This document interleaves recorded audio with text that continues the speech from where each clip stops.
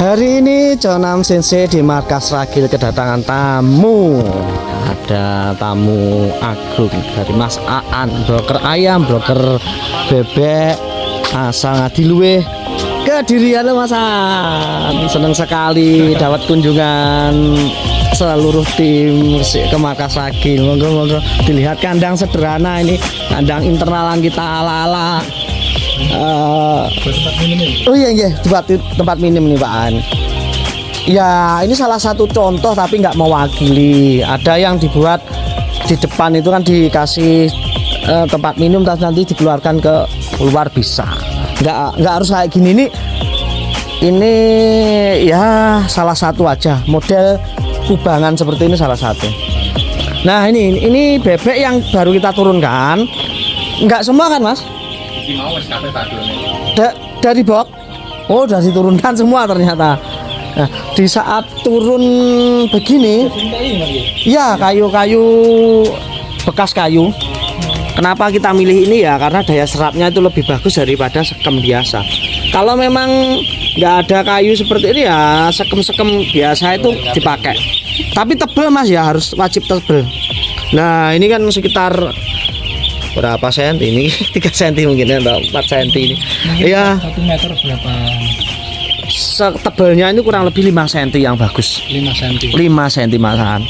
Supaya apa ya? Supaya kan habis turun ini kan nyaman, tidak dingin dan tidak lembab. Ini sudah umur Nggak bau kan? sekarang nggak bau, nanti asalkan kerawat bener nggak bau Mas. Betul, bersih terus. Ini ya yang penting sekem ininya ini sering dibolak balik, nanti insya Allah nggak bau. Perlu dijemur nggak?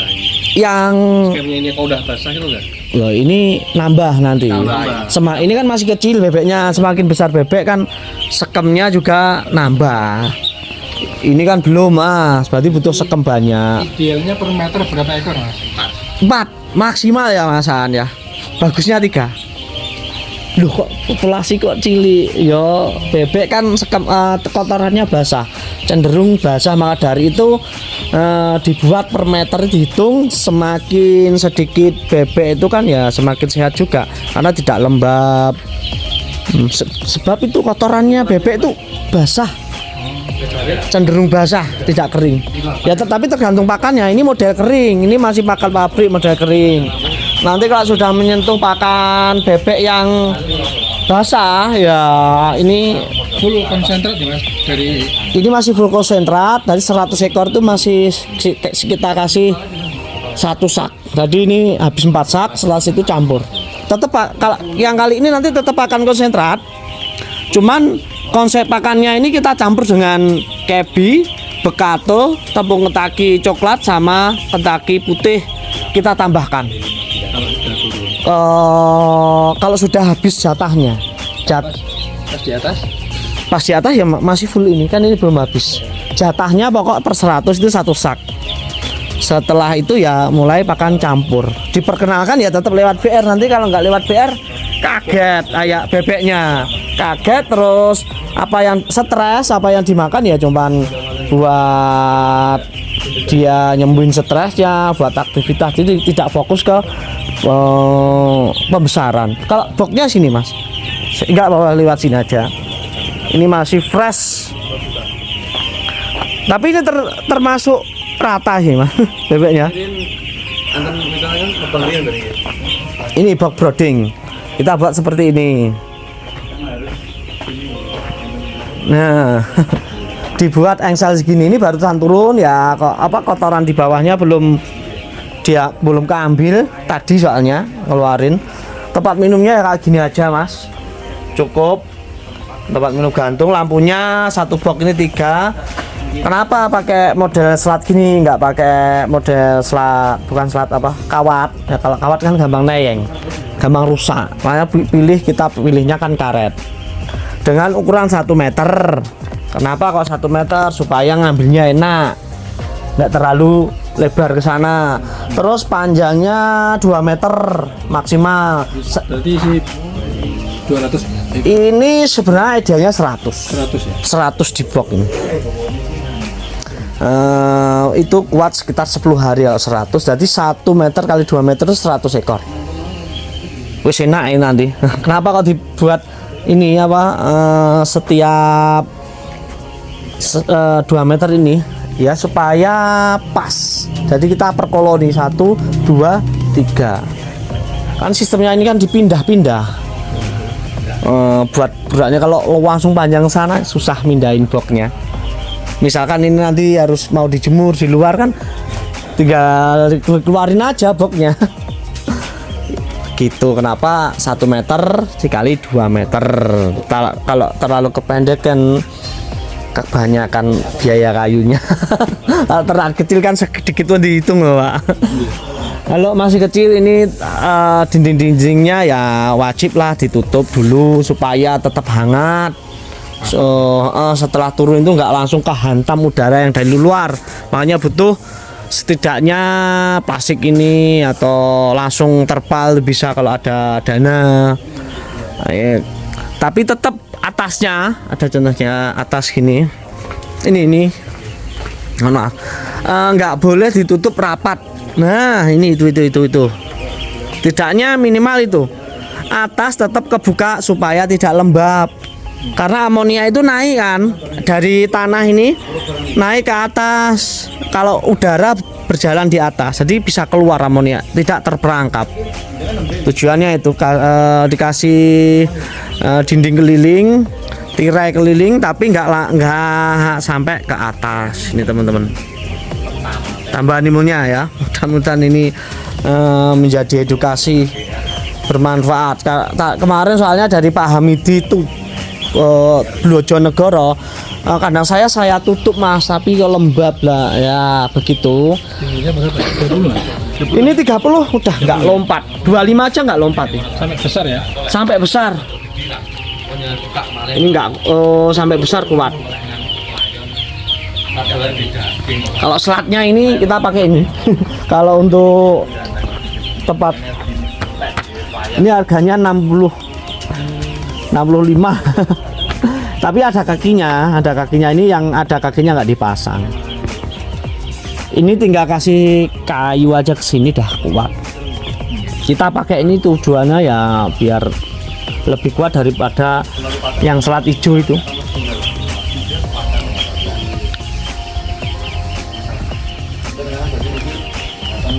Nah, hitam. Setelah turun begini teman-teman, pastinya kan TMO-nya di setiap kota ini kan satu. Teman-teman wajib tambahin ya. Wajib tambahin tempat minum, tempat makan pun kita hitung. Kalau sudah turun begini, satu tempat makan ini yang biasanya untuk 50 ekor, teman-teman hitung 40 ekor. Berarti 400 ekor bebek ini seharusnya 1, 2, 3, 4, 5, 6. Teman-teman nambah 4 lagi tempat pakan. Karena hitungannya satu tempat pakan ini adalah untuk 40. Nah, ini kan baru turun. Nanti kita tambahin secara hitungan mulai dari 50 ekor itu satu baby chick, nanti turun menjadi 40 ekor baby chick, kemudian 30 ekor, dan sampai nanti ketemu nampan itu ya, yang bulatan itu satu nampan untuk bebek 25 ekor. Jadi kalau untuk 400 ekor ini di bebek ini kurang lebih sekitar 12 nampan ke depannya. Yo, biasanya ada yang merasa mengeluh nih untuk bebeknya, kenapa Mas kanibal? Oke, kita mulai paham. Contoh kanibal biasanya adalah bebek itu kekurangan minumnya rebutan, tidak maksimal. Akhirnya bebek itu bisa menimbulkan stres, otomatis kan kekurangan sumber nutrisinya, karena bebek itu suka minum. Kalau minumnya kurang, dia bisa menjadi cikal bakal, dia bebeknya bisa kanibal. Terus kemudian tempat minum yang kurang, karena bebek itu ada yang namanya kayak manusia adalah hierarki, dia ada teritori, dia berkuasa. Yang besar-besar itu akan mengalahkan yang kecil. Yang kecil pun akan makan di tempatnya ini ya. Ini daerah kekuasaan saya yang besar. Dia yang kecil nggak mau. Ini sifat naluri alam hewan ya, itu mau bebek, mau ayam, mau hewan apa, insya Allah itu ada sifat seperti itu. Maka dari itu dengan penambahan penghitungan tempat pakan yang tepat itu bisa mengurangi bebek sosor-sosoran atau bebek itu kanibal. Tempat pakan yang kurang bisa menyebabkan kanibal. Oke, kemudian gini lagi, selain tempat pakan, terus kembali ke pakannya, nutrisinya tercukupi apa tidak dari pakan itu kan. Awalnya itu kenapa bebek teman-teman itu nggak kanibal ya, karena nutrisinya tercukupi, masih pakai pakan pabrik. Setelah ganti pakan menjadi pakan campur, karena pakan campur itu menggunakan berbagai bahan alternatif, itu nilai gizinya pasti akan turun. Nah ya kan, mulai turun biasanya kan pakai KGP, kebi, terus apa namanya, tepung taki, coklat sama putih. Nah itu pasti membutuhkan katul. Sebenarnya cepat membutuhkan jagung sih teman-teman, tapi dengan hitungan tertentu. Bisa jadi kalsiumnya kurang kan begitu kak ya, disebabkan pakan lah. Selanjutnya disebabkan oleh pakan, itu mengakibatkan bebek itu kanibal, nutrisinya kurang, akhirnya mematok bulu temannya. Terus kemudian lagi ada yang namanya kekurangan zat kalsium kalsium dan kekurangan protein. Loh kok bisa? Kan bulu itu mengandung protein, juga mengandung kalsium teman-teman. Jadi dia lebih nyosor ke bebeknya. Toh kalau rangsungnya proteinnya kurang, dia akan mencari sumber protein yang lain. Contohnya yaitu mungkin di bulu temannya. Di bulu-bulu temannya, wah enak ini sumber protein ini bulu teman. Akhirnya disosor, dia kanibal. Terus berdarah, semakin ada darahnya, wah semakin suka itu. Semakin disiksa itu bebeknya. Itu bisa jadi ya salah satu penyebab. Terus kemudian ini ya ada tambahan lagi, saya ngocehnya agak lama gak apa-apa, ini mudah-mudahan menjadi mengerti teman-teman. Liternya terlalu lembab tidak sehat ya, bebek stres, amoniak tinggi itu menyebabkan bebek kanibal karena stres, lingkungannya itu nggak sehat, nggak kering. Karena bebek itu memang habitatnya adalah di air, suka hidup di air, alaminya. Tapi kalau ini bebeknya fokusnya ke pedaging, ya jangan dikasih habitat yang persis. Misalkan teman-teman menempatkan kolam di kandang-kandang, itu tambah bahaya, menyebabkan kandang itu lembab dan kurang bagus. Maka dari itu membuat habitatnya bagus itu ya seperti ini, kering lah kalau bisa. Jangan lembab nanti bisa menyebabkan kanibal karena bebek stres. Ini pemiliknya Mas Puro ya Mas ya. Ini bebek kita pakai bebek medium. Pakai bebek medium, bukan yang premium. Premium. Pas kebagian medium ya. Iya. Kita uji coba karena banyak peternak ngalami dioplosan, terus belum bisa banyak berbicara menangani bebek medium karena gagal panen. Medium pas oplosan juga. Pas oplosan juga. Jadi kurang rata besarnya.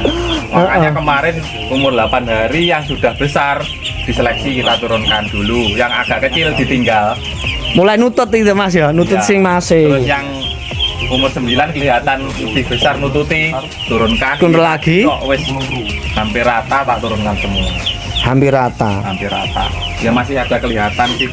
Ada yang besar dan kecil, tapi nggak seperti kemarin. Kemarin selisihnya antara yang besar sama yang kecil, Wow. gapnya terlalu jauh. Caranya itu Mas ya. Caranya seperti itu, seleksi. Seleksi kan. Yang besar diturunkan dulu, yang kecil biarkan di box. Nyusul sama perlahan ya itu. Nanti ya rata, tinggi pertumbuhannya bisa rata. Ya jangan lupa teman-teman habis turun box itu, karena ini musim hujan, tolong ditambahin adalah pemanas. Misalkan seperti ini dari seng bekas, kalau nggak pakai seng bekas ada batako ditumpuk menjadi 2. Itu sudah aman dan bagus. Kasih batako ya. Ya namanya ini memanfaatkan apa yang ada. Mau beli batakonya habis ya ada seng, dipasang ses, ditanam ke dalam. Jadi nanti suhu sekitar ini menjadi hangat. Ya lek sampean lek masih aja nggak ngene lah. Nggak sing apik, bataku wae aman ya Mas. Ini saya agak-agak ngeri sebenarnya kan nanti tipis. Nyetet mungkin mas lockdown. Ya ini kan menyerap panas sih, tapi ya jangan pakai terlalu bekas lah. Ini terlalu bekas ini sayangnya kayak ini. Pas malam aja. Ya pas malam. Kalau ini nggak perlu sih. Ini nggak perlu kalau jam-jam segini pasaan. Ya begitulah ilmu saya bersama Mas Aan dan saudara-saudaranya ke markas Ragil. Rencana Masnya ya mau pelihara bebek. Insya Allah. Insya Allah lah itu siapa saudara juga ya. 8 hari. Yes. Nah ambil apa yang bisa diambil di kandang ini.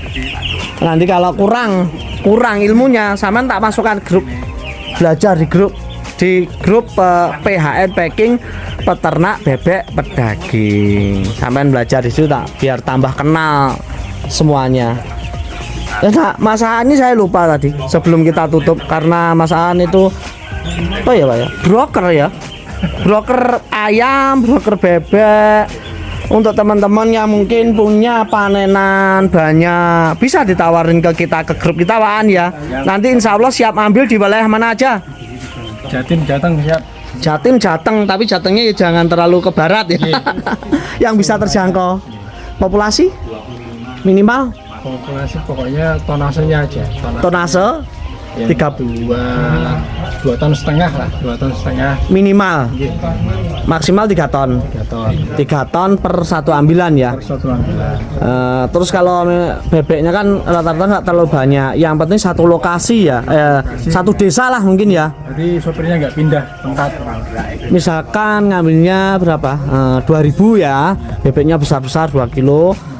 Kandang A 500, kandang B 300, kandang C 300. Pokoknya masih di wilayah yang nggak terlalu jauh, bisa Pak ya? Insya Allah masih bisa. Nggak jauh-jauh. Pokoknya nggak jauh-jauh. Ya teker bensin bensin larang.